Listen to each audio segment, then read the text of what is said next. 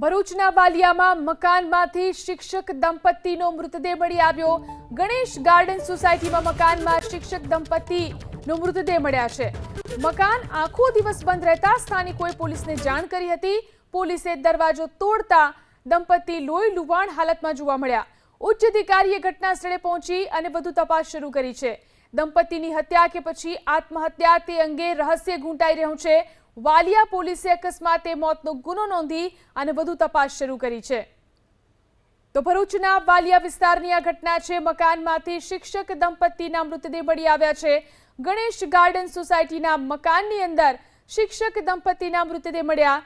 મકાન આખો દિવસ બંધ હતું, જેના કારણે સ્થાનિકોને શંકા જતા તેમણે પોલીસને જાણ કરી તો પોલીસે દરવાજો તોડતા અંદરથી દંપતીના લોહી લુહાણ હાલતમાં મૃતદેહ મળી આવ્યા।